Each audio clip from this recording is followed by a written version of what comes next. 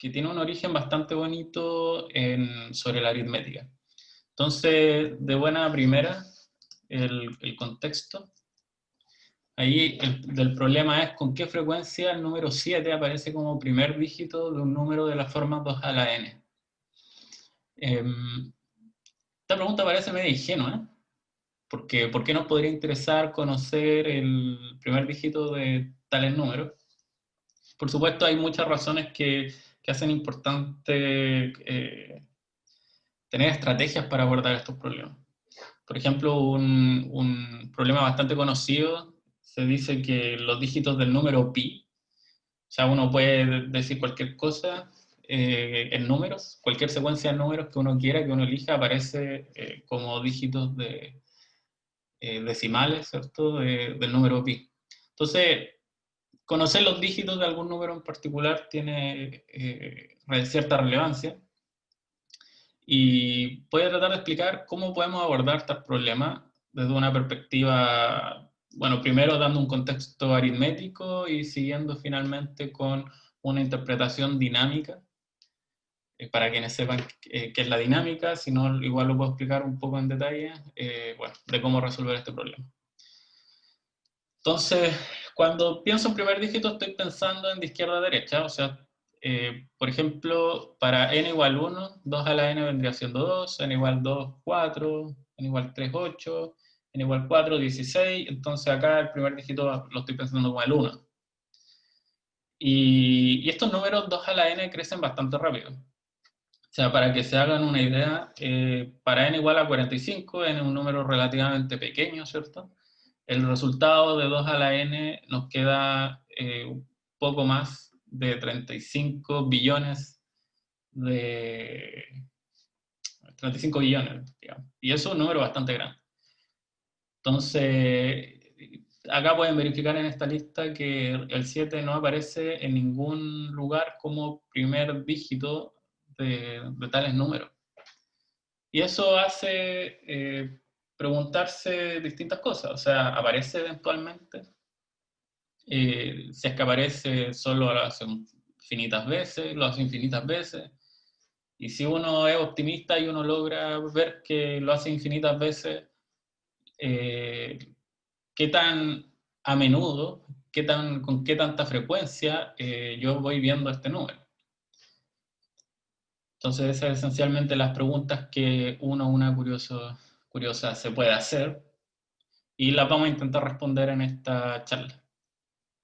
Entonces, de buena primera, uno ya ve que 2 elevado a 46 es del orden de los 70 billones y el primer dígito es 7. Por lo tanto, la respuesta a la primera pregunta es positiva. O sea, el 7 sí aparece en algún momento.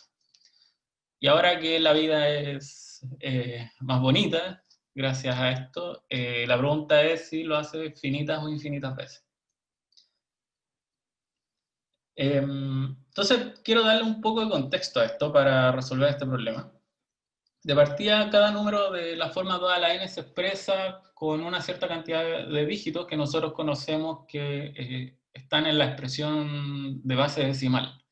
Cuando uno escribe, por ejemplo, 2 elevado a 4, que es 16, el 16 es igual a 10 más 6, que se escribe como 1 por 10 más 6 por 10 elevado a 0.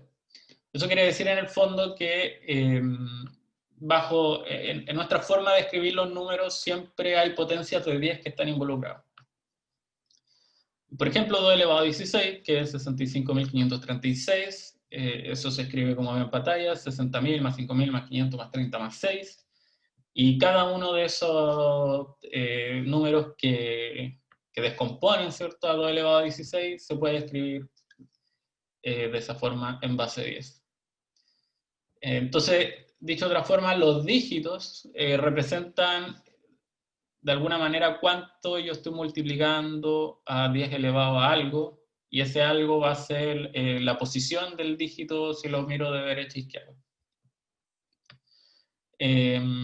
Entonces, de forma más general, cada vez que yo tenga ahora un número abstracto, para cualquier n, entonces, 2 a la n se escribe de esa forma. Estoy suponiendo que A sub kn es el primer dígito de izquierda a derecha, A sub kn menos 1 el segundo dígito de izquierda a derecha, así hasta A sub 0. A sub 0 es la unidad, ¿cierto? ¿Cuántas unidades tengo en esa expresión? Entonces, esta es un número escrito como nosotros lo conocemos de la vida misma, ¿cierto? Dígitos de 0 a 9. Y por supuesto, como estoy suponiendo que 2 a la n es un número tal que el primer dígito es distinto a 0, porque si no me quedo con... Si igual a 0 me quedo con... Uno no escribe 100 como 0, 100. Entonces, el primer dígito siempre lo puedo suponer distinto a 0. Entonces, con esta notación, con esta escritura, el k sub n más 1 vendría siendo la cantidad de dígitos que tiene 2 a la n en base decimal. Quiero seguir viendo, entonces, qué quería decir con respecto a los ejemplos que di anteriormente. ¿Qué quiere decir? Que esto se escriba en base 10. Significa exactamente esto. Cuando los a sub algo, estos subíndices son dígitos que van de 0 a 9, siendo el primer dígito de izquierda a derecha distinto a 0, entonces lo puedo escribir todo de esa forma, en base 10. Y con esta notación no es difícil ver que 2 a la n es mayor o igual a 10 elevado a kn y menor que 10 elevado a kn más 1. Por ejemplo, cuando teníamos 2 elevado a 16, acá el k sub n vendría siendo 4, y yo sé que 65.536 es mayor a 10.000 y menor que 100.000. O 2 elevado a 4, o sea, 16 es mayor que 10, menor que 100. Entonces, eso es exactamente lo que estoy diciendo en esta última línea acá. Una vez que yo escribo el número 2 a la n, veo su primer dígito, tiene k sub n más un dígito en total. Con ese k sub n, yo puedo acotar el número 2 a la n entre 10 elevado a kn y 10 elevado a kn más 1. Y si aplico el logaritmo en base 10, el logaritmo en base 10 es una función creciente que uno usualmente lo suele ver en el colegio, que es la función inversa de 10 elevado a x, ¿no? Entonces uno ve que cuando uno aplica el logaritmo en base 10, el 2 a la n se transforma en n por logaritmo de 2 en base 10, y lo que está a la izquierda se transforma en k sub n, lo que está a la derecha se transforma en k sub n más 1. Entonces, para quienes no tengan muy familiarizado lo que significa el logaritmo en base 10, significa, me olvido de las potencias, me quedo solo con los exponentes. Moralmente significa eso cuando la base de esta expresión está en base 10.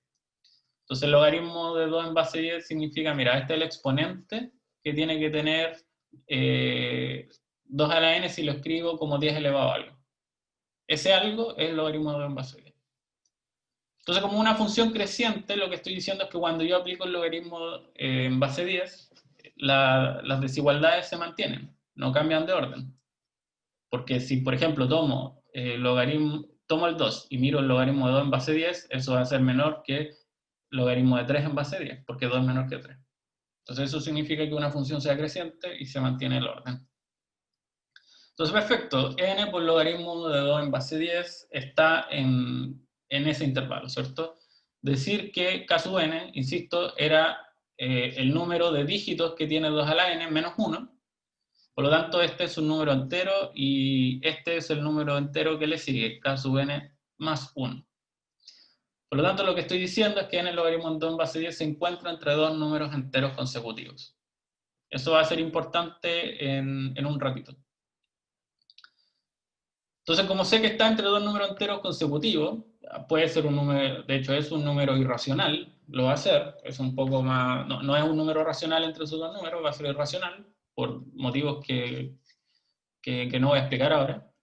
Lo importante es que el entero más grande, que es menor que n logaritmo de 2 en base 10, es k sub n.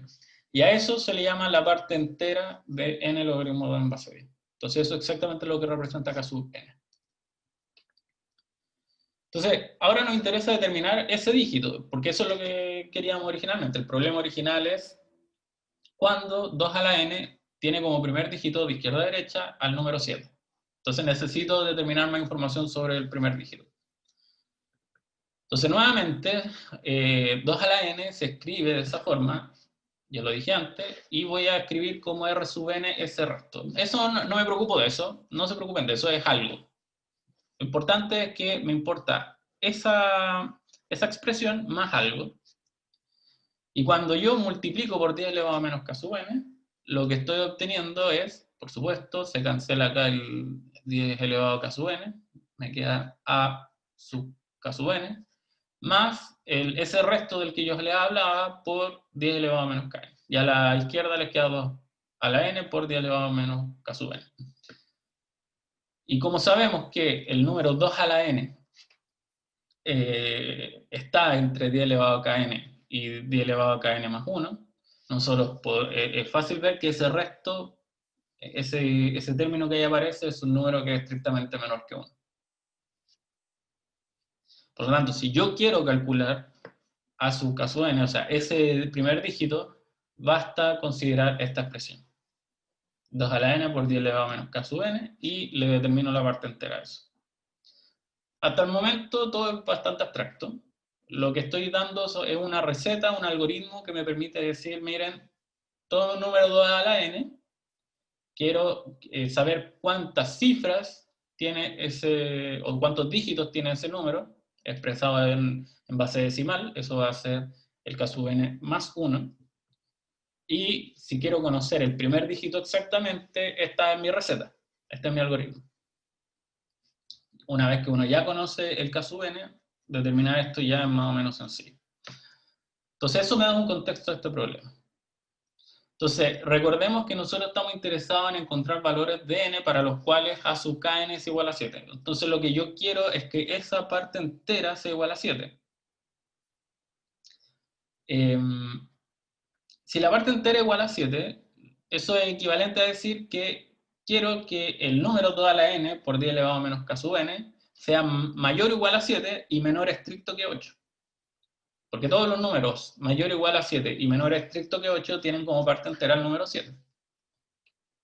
Si lo pienso así, o si lo pensamos así, si a esta expresión, entonces 2 a la n por 10 elevado a menos kn, lo acoto entre 7 y 8, aplico el logaritmo en base 10 y reagrupo algunas expresiones, me doy cuenta que nuevamente este n por logaritmo 2 en base 10, ahora no solo tiene que estar entre k sub n y k sub n más 1, sino más bien tiene que estar entre k sub n más logaritmo de 7 en base 10 y k sub n más logaritmo de 8 en base 10. Dicho de otra forma, como k sub n es un número entero, queremos que la parte decimal, o sea, si yo me olvido de los enteros, miro el número de n logaritmo de 2 en base 10, me olvido de los enteros, me quedo solo con su parte decimal, ese número tiene que estar en este intervalo. Logaritmo de 7 en base 10 y logaritmo de 8 en base 10. Esa información es importante. Voy a explicar ahora por qué. Fíjense que los números logaritmo de 7 en base 10 y logaritmo de 8 en base 10 son números racionales y cada uno tiene un valor aproximado cercano a, bueno, estos que ven en pantalla. 0,84509 y 0,90308. Entonces son números que son menores que 1, los dos. Pero me determinan un intervalo completo de los números reales.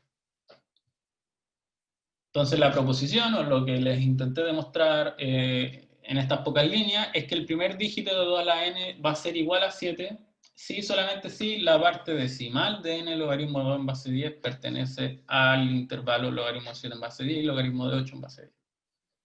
Ese intervalo es el que me interesa.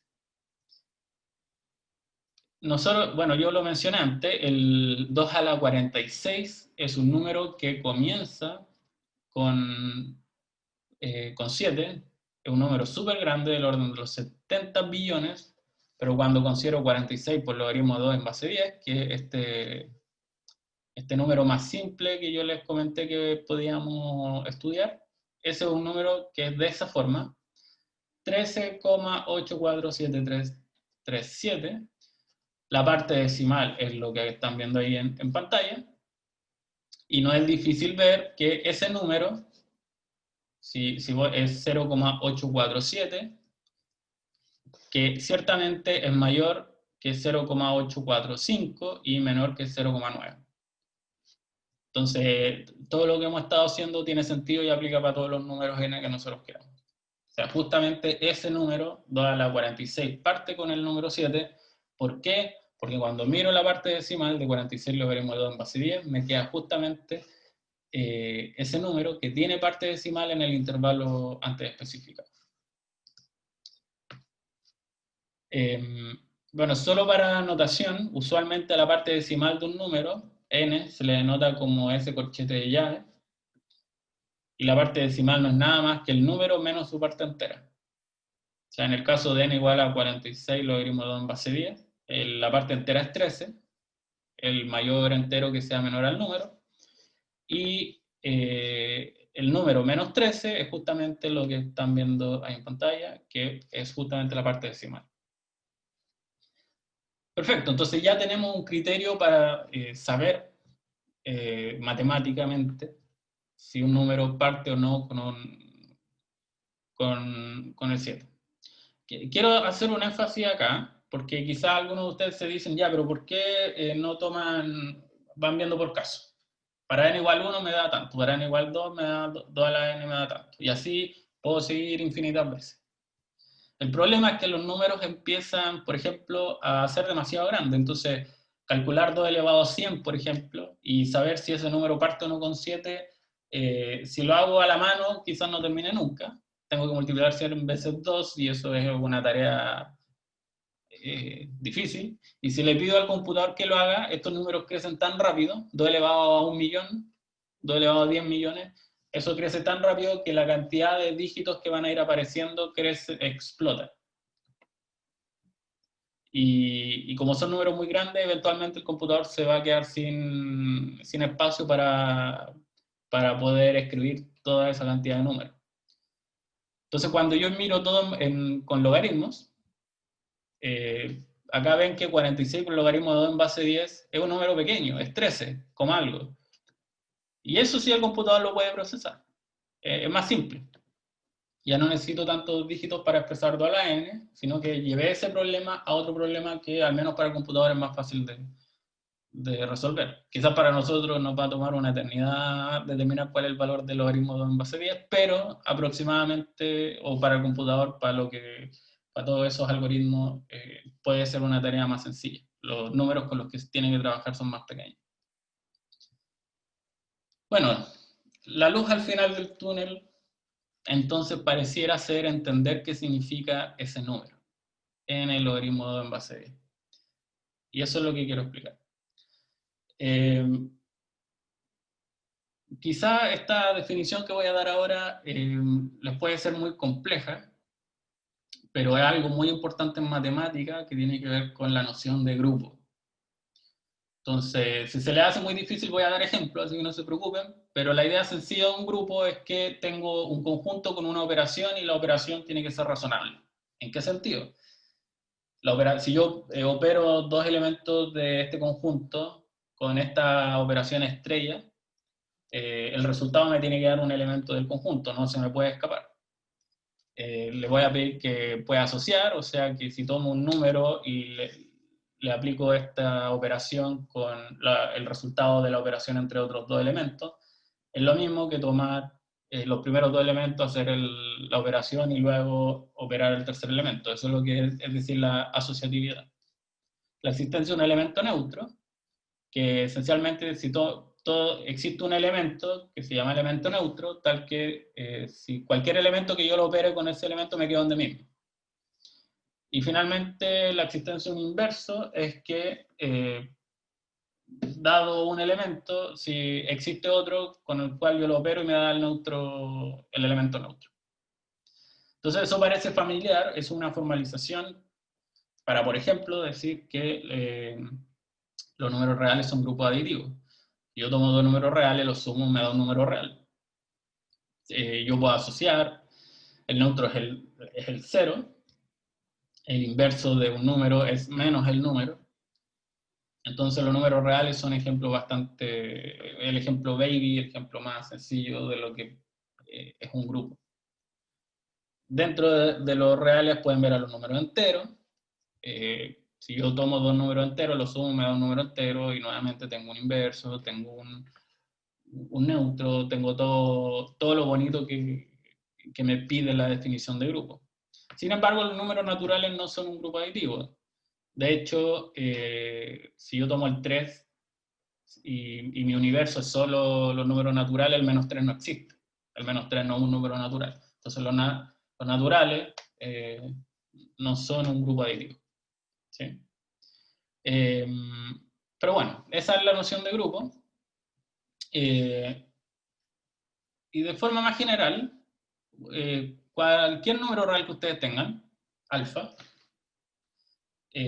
ustedes pueden sumar alfa con alfa, les da 2 alfa, o alfa con alfa, les da 3 alfa, y así sucesivamente. El 0, menos alfa, menos 2 alfa, etc.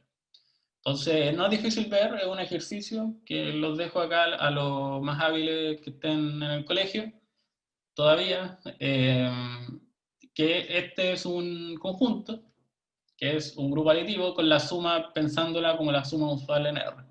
¿Sí? O sea, hereda de alguna forma la suma de los números enteros, la suma de los números reales. Bueno, esa es la proposición. Ya voy a decir por qué me interesan estas expresiones. Entonces, el caso más simple es cuando alfa igual a 1. Ustedes en azul pueden ver los elementos del grupo. Ahí no hay mucho que decir, es bastante estándar. Para alfa igual 2 en azul ven los elementos del grupo, entre 0 y 1 está el 1 medio, entre 1 y 2 está el 3 medio, etc. También un grupo. Y un tercio ya van viendo, ¿sí? Bueno, los puntos azules son bastante gruesos en el intervalo, pero son puntos nomás dentro de la recta. Solo quiero especificar que, fíjense que entre 0 y 1 y 1 y 2, o sea, el intervalo 0, 1 es una copia exacta del intervalo 1, 2, que es una copia exacta del 2, 3, etc. Lo mismo con el menos 1, 0, menos 2, menos 1, etc. Entonces, en los casos anteriores, no es difícil ver que existe un natural Q tal que Q por alfa igual a 1. De hecho, Q lo pueden considerar como 1 sobre alfa. Porque, por ejemplo, alfa igual a 1/3, 1 sobre alfa es 3, y 3 por 1/3 es 1. Eso es lo que estoy diciendo en estas líneas. Y eso se traduce, o lo que les dije en palabras, es que cada intervalo de la forma m más 1, o sea, 0, 1, 1, 2, 2, 3, etc., son copias exactas del intervalo 0, 1, pensándolo solo en términos del dibujo. Entonces ven tantos puntos azules como en 0, 1, como en 1, 2, como en 2, 3. Y de hecho en cada intervalo hay Q más un punto azul. O sea, bueno, es un poco más mentira. En verdad ven 4, por ejemplo, para alfa igual 1/3. Me voy a quedar con el 0, el 1/3, el 2/3. ¿No? A eso me refiero. Olvídense de ese 1 porque lo voy a contar en el paso siguiente, en el intervalo 1, 2. ¿Cuánto? 1, 1, 1/3, 1, 2/3. Y después 2, 2, 1/3, 2, 2/3. Etc. Entonces, mirándolo así, cada uno de esos intervalos, salvo el extremo a la derecha, está viendo exactamente 3 elementos.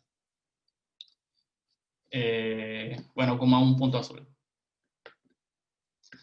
El caso alfa igual a 3/5 es un poco distinto. Ya acá en rojo dibujé los enteros. Lo dibujé en rojo porque el 1 no está como un punto azul, no está en mi grupo. El 2 tampoco. Entonces lo que estoy viendo es 3/5, 6/5, 9/5, 12/5, 3. ¿Sí? Pero acá no es difícil darse cuenta que el intervalo 0, 3 ahora es una copia exacta del menos 3, 0. Es un dato curioso. Entonces, en ese caso, eso se traduce en que 5 por alfa igual a 3, o sea, eso significa que esos intervalos son copia exacta del intervalo 0, 3. Bueno, esta noción de estos subgrupos que yo di tienen distintas interpretaciones geométricas, pero a nosotros nos interesaba la parte decimal de los números que nosotros íbamos considerando. Si miro, por ejemplo, en el caso alfa igual a 3 quintos, el 0 va primero al 3 quintos, el 3 quintos va al 6 quintos, pero su parte decimal es un quinto, por lo tanto la parte decimal del 6 quintos está acá. Del 6 quintos salto al 9 quintos, el 9 quintos tiene parte decimal 4 quintos. Del 9 quintos paso al 12 quintos, porque el 12 quintos tiene parte decimal 2 quintos. Y del 12 quintos paso al 15 quintos, pero 15 quintos es 3. La parte decimal de 3 es 0, por lo tanto vuelvo al 0. Entonces acá hay una suerte de dinámica. Del 0 paso al 3 quintos, 6 quintos, 9 quintos, 12 quintos, 0, y esto se va a ir repitiendo. Teorema el siguiente: si alfa es un número racional, entonces el conjunto de partes decimales de mis elementos del grupo es un conjunto finito. De hecho, si P y Q, si alfa es P sobre Q, y P y Q son enteros relativamente primos, entonces su cardinalidad tiene que ser Q, la cardinalidad de este conjunto de partes decimales. Es un poco lo que ven acá arriba. En el caso de alfa igual 3 quintos, 3 quintos, bueno, se escribe 3 sobre 5, y el máximo común divisor entre 3 y 5 es 1. Por lo tanto, según este teorema, el conjunto de partes decimales, ¿cierto?, de mi grupo aditivo, para alfa igual a 3 quintos, vendría siendo 5, que es justamente los 5 puntos que están viendo acá en pantalla. Entonces la demostración de este teorema se basa fuertemente, y por eso hice hincapié en que si tengo un alfa, un número racional, entonces existe un entero tal que Q por alfa está en los enteros. Y de hecho, cuando yo voy viendo como voy haciendo ese ejercicio como de órbitas que dije acá, 0, 3 quintos, 3 quintos, 6 quintos, 6 quintos, 9 quintos, 9 quintos, 12 quintos, y después 0 nuevamente, si voy viendo esas iteraciones, eventualmente voy a llegar al 0 y después vuelvo a aparecer. Eso es lo que se llama una órbita periódica en sistemas dinámicos. El tema es que si alfa es un número irracional, entonces no puede existir un número entero Q tal que Q por alfa sea igual a P. ¿Por qué no? Porque en ese caso alfa sería de la forma P sobre Q. Y los números irracionales no son de esa forma. O sea, los números racionales son aquellos que se escriben como P sobre Q. Y acá es donde parte una definición que a mí me interesa bastante, que es lo que se conoce como un conjunto denso. Entonces, un conjunto se va a decir denso en los reales si para todo intervalo que yo me dé abierto, no importa qué tan grande o qué tan pequeño sea ese intervalo, cuando yo intersecto con el conjunto de eso, me da algo no vacío. E insisto en esto, no importa qué tan pequeño sea ese intervalo, porque, digamos, tomo un intervalo, intersecto con D, me da no vacío, lo achico a la mitad, me da no vacío, lo achico a la mitad, me da no vacío, y lo sigo achicando a la mitad y siempre me va a dar intersección no vacía. Entonces lo que estoy diciendo moralmente es que un conjunto denso aparece en todas partes en la recta real. En todas partes. Está lleno de puntos en D en la recta real. Por ejemplo, los números racionales, el ejemplo más clásico y más simple es decir cuando un conjunto es denso en R. En todo intervalo abierto, no importa qué tan chico sea ese intervalo, yo siempre voy a estar viendo números racionales. Y esta noción de densidad implica en particular que los conjuntos densos tienen infinitos puntos, necesariamente, porque si hay finitos, yo puedo achicar siempre un intervalo de manera de que ese intervalo no vea nunca esos finitos puntos, pueda ser demasiado chico ese intervalo, y eso estaría contradiciendo el hecho de que estoy viendo intersección no vacía con cualquier intervalo, independiente de lo chico que es ese intervalo. Entonces, de nuevo, los conjuntos densos tienen infinitos puntos. Al revés no es cierto. Por ejemplo, los números naturales tienen infinitos puntos, pero ciertamente no son densos. Porque si yo tomo un intervalo de la forma, no sé, un tercio, un medio, ese no está viendo ningún número natural. El teorema es el siguiente, y esta es como la magia de donde sale todo esto. Si tomo un número racional, hago el mismo ejercicio que antes, veo la parte decimal de ese grupo, de los elementos de ese grupo, y me doy cuenta de que esto es un conjunto denso en el intervalo 0,1. O sea que el intervalo 0,1 está viendo un montón de estos números en el intervalo 0,1. Está lleno de estos elementos en 0,1. Y lo que quiere decir esto es que cuando miro alfa, 2 alfa, 3 alfa y voy calculando las partes decimales, 5 alfa, 6 alfa, 7 alfa, de a poco empiezo a llenar todo el intervalo 0,1 con puntos de tal forma que estoy viendo densidad. ¿Por qué esto me interesa? Porque el logaritmo de 2 en base de 10 es un número irracional. Y a mí me interesaba estudiar cuáles eran las partes decimales de los números de la forma n por logaritmo de 2 en base de 10.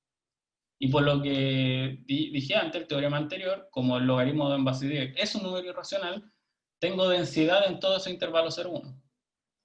En particular, en ese intervalo, si bien lo recuerdan, ese era el intervalo que me caracterizaba cuando un número de la forma 2 a la n comenzaba o no con el dígito 7 de izquierda a derecha. Ese intervalo contiene infinitos puntos que son de la forma parte decimal de n logaritmo de 2 en base de 10. Entonces, cuando pregunté si es que el 7 aparece finitas o infinitas veces como primer dígito de un número de la forma 2 a la n, la verdad es que lo hace infinitas veces. Y eso tiene que ver con un argumento de densidad, de abundancia de estos números dentro del intervalo 0,1. Entonces ahora nos queda responder a la tercera pregunta. ¿Con qué frecuencia? La pregunta es, ¿cómo medimos frecuencia de algo que aparece infinitas veces? Y eso es un poco lo que quiero explicar ahora para terminar mi charla. Entonces voy a anotar como A sub 7 con el conjunto de todos los números naturales, tal que toda la n tiene como primer dígito el número 7. Entonces, por lo que vimos anteriormente, A sub 7 es un subconjunto de los números naturales que es infinito. Y ya dije, hay infinitos n para los cuales la parte decimal de n por logaritmo 2 en base 10 está en este intervalo logaritmo 7 en base 10, logaritmo 8 en base 10. Entonces es un conjunto infinito. ¿Cómo lo medimos? Dentro del conjunto de los números naturales. Entonces lo más sencillo que uno puede hacer es tomar los primeros n números y ver, contar ahí, contar cuántos hay entre 1 y n mayúscula, y luego saco un promedio. Y eso se va a llamar la frecuencia de aparición de 7 hasta el número n. Entonces, de esta forma, f sub n, mayúscula, el n mayúscula, representa el promedio de aparición de 7 como primer dígito para los primeros n números de la forma 2 a la n.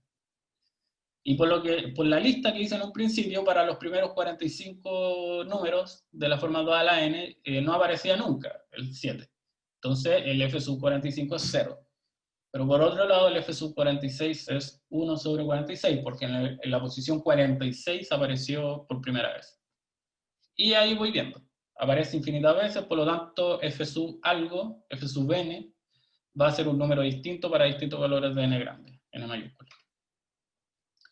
Entonces, por todo lo que hemos hecho hasta ahora, f sub n es equivalente a contar todos los n que vayan entre 1 y n mayúscula, tales que la parte decimal de n logaritmo 2 en base 10 pertenezca a ese intervalo que ven en pantalla. Esto lo puedo escribir de otra forma. Y esto parece matemáticamente medio complicado, pero la moral es lo siguiente. Esta función, que se llama función característica de este intervalo, el intervalo de logaritmo 7 en base 10 y logaritmo 8 en base 10, lo voy a llamar i sub 7, me da lo siguiente. Si un número pertenece al intervalo, le doy el valor 1, y si no pertenece, le doy el valor 0. Es una función bastante simple. Si un punto está en el conjunto i sub 7, le asigno un 1, si no está, le asigno un 0. Entonces, tomo este irracional, logaritmo 2 en base 10, le miro la parte decimal a n por alfa 0, y voy viendo uno a uno si voy apareciendo o no, si voy perteneciendo o no al intervalo i sub 7.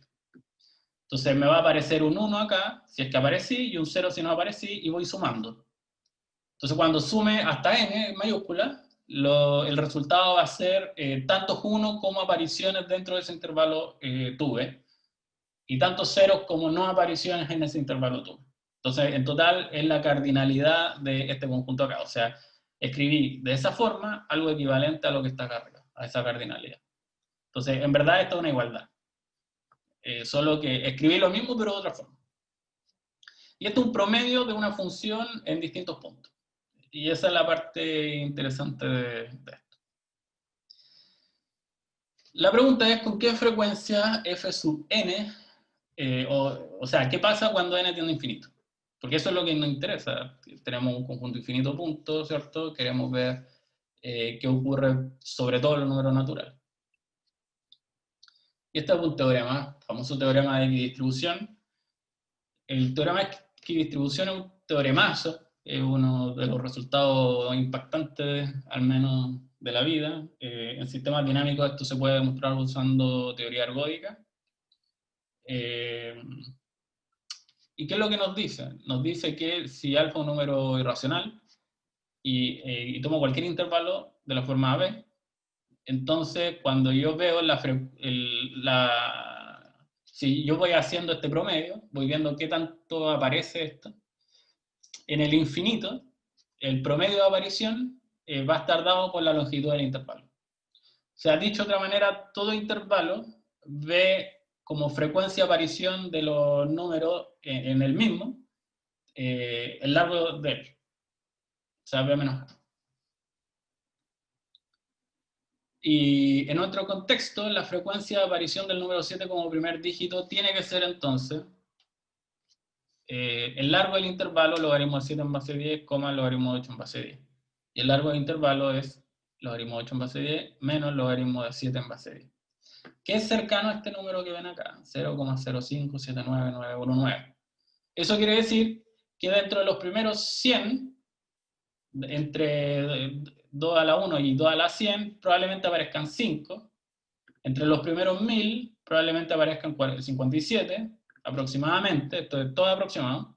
Entre los primeros 10.000, 579. Entre los primeros 100.000, 5.799, y así sucesivamente. Entonces, eso es lo que significa ese número.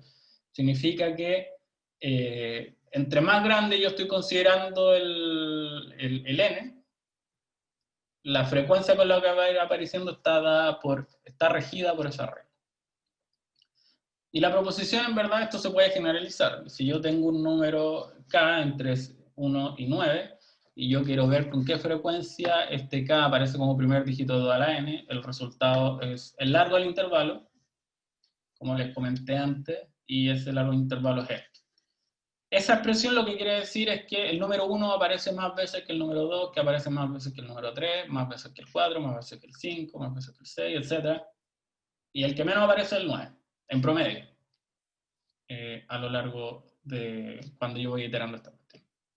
Entonces, este resultado también tiene una interpretación geométrica, pero en virtud del tiempo lo voy a dejar hasta acá. Lo importante es que esto se puede atacar con sistemas dinámicos, con sistemas que evolucionan con el tiempo, como en el ejemplo que yo les dije, que tomaban el 0, lo llevan al 3 quintos, 6 quintos, 9 quintos, 12 quintos, y después volvían al 0.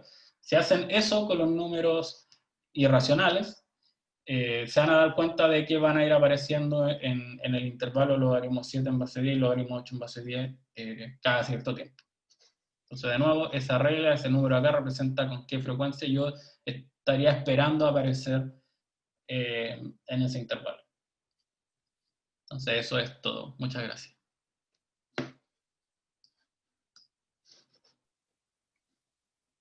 Gracias, Felipe. Muchas gracias por la charla. Sí, por favor, enviar preguntas. ¿Tienen alguna pregunta? Para empezar, yo tengo una pregunta. ¿Es importante que la base es 2 o puede ser otro número? No, puede ser otro número, pero hay, por supuesto, que modificar la forma en que se ataca el problema. Si elijo base 9, entonces probablemente en vez de calcular los dígitos, como lo hicimos, multiplicando por 10 elevado a tanto, bla, bla, bla, se puede hacer todo en base 9. Entonces aparece el logaritmo probablemente en base 9. Entonces todo depende de la base. Yo adapto el problema al cómo esté expresado. Puede ser en base 2 perfectamente, puedo querer ver puros 0 y 1, ir viendo que qué va pasando. Pero si expreso esto en otra base, probablemente, o sea, si cambio la base, cambio un poco el problema, ¿no? Porque, o sea, las frecuencias van a ser distintas.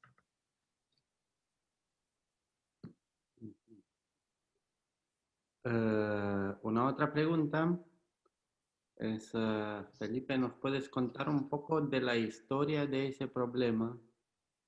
¿Quiénes fueron los primeros que probaron ese resultado? Creo que en particular, ¿de quién es ese teorema de equidistribución? El teorema de equidistribución. ¿De quién es ese teorema? Sé cómo se demuestra, no sé de quién es, me van a perdonar acá los... ese teorema es consecuencia, bueno, no es consecuencia directa. Yo al menos conozco esa demostración usando teoría ergódica. Uno pasa primero por el teorema ergódico de Birkhoff, que te dice, mira, las órbitas se comportan con probabilidad 1 de esta forma. El tema es decir, pasar del probabilidad 1 se comportan siempre de esta forma. Estoy mintiendo un poco, pero es más o menos por ahí. El teorema de Birkhoff, ergódico de Birkhoff, nos dice, mira, los promedios de aparición son con probabilidad 1 este promedio, el largo del intervalo. ¿Cuál es el tema? Que después hay que ese teorema trabaja con probabilidades, por lo tanto hay una medida de probabilidad o una noción de probabilidad involucrada. Lo interesante está demostrar que esa noción de probabilidad es la única que va a ser invariante por mi transformación. O sea, dicho de otra forma, que va a preservar mi sistema que va evolucionando con el paso del tiempo. Y probar que es la única, eso usa herramientas de análisis, al menos yo conozco una demostración que usa la expresión en series de Fourier de mis funciones. Y una vez que uno muestra la unicidad, uno pasa de esto se comporta con probabilidad 1 de esta forma, esto se comporta para todos los puntos de esta forma. Y por lo tanto ahí yo voy a saber que al final esta órbita siempre va a chocar en ese intervalo independiente de dónde empiece. Lo que pasa es que implícitamente lo que está involucrado ahí es que estoy tomando el parto en el 0 y después del 0 voy, por ejemplo, a alfa y después a 2 alfa y después a 3 alfa, etc. Pero yo podría partir en, no sé, un tercio y un tercio más alfa, un tercio más 2 alfa, un tercio más 3 alfa. O podría partir un número x y pensar en x más alfa, x más 2 alfa, x más 3 alfa, etc. Entonces, cuando yo digo con probabilidad 1 las órbitas se comportan de esta forma, estoy diciendo que con probabilidad 1, un número x va a verificar que x más alfa, x más 2 alfa, x más 3 alfa va a ir chocando este intervalo. Eso no quiere decir que todos los x lo hagan, significa que si yo tomo el intervalo 0, 1 y saco uno al azar, aleatoriamente, saco un número ahí, entonces con probabilidad 1 voy a sacar un número que me verifique esta condición. Pero esos no son todos. A priori, no son todos los puntos. Y el teorema de la unicidad de esta medida de probabilidad que me hace esta gracia, esta magia, me permite decir, mira, ok, pasé para todos los puntos van a verificar esta condición, en particular el 0, por lo tanto 0, alfa, 2 alfa, 3 alfa, etcétera, van a verificar esta misma propiedad. Lamento no tener background histórico para responder la pregunta, quizás Radu la conoce. Tampoco yo desconozco la misma demostración con teoría ergódica. No sé de verdad si hay una otra demostración con álgebra, no conozco.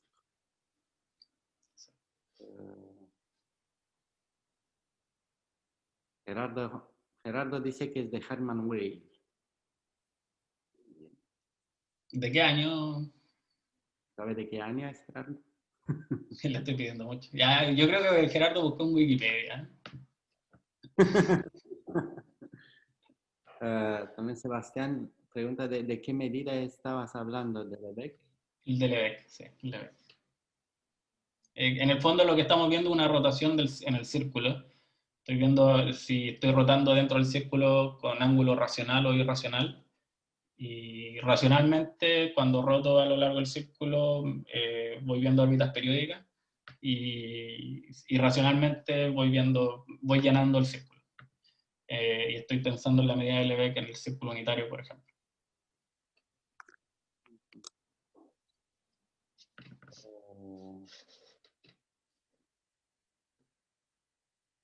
Y, ¿hay más preguntas? También una pregunta de Sebastián. Si es la misma técnica que se usa para fracciones continuas.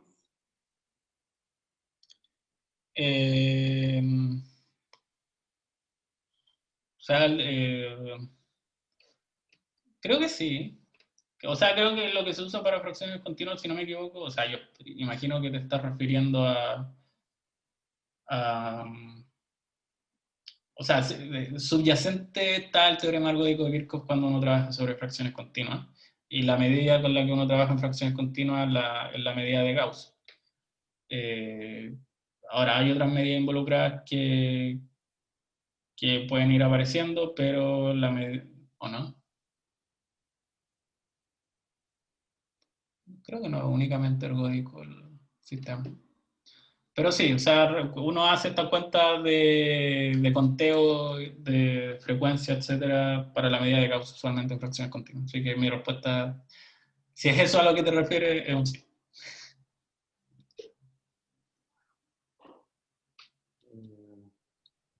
Sí, creo que no hay más preguntas. Hay un comentario. Lo único que expreso de mi parte al presentador de la conferencia, felicitarlo por su trabajo investigativo. Muchas gracias. Entonces,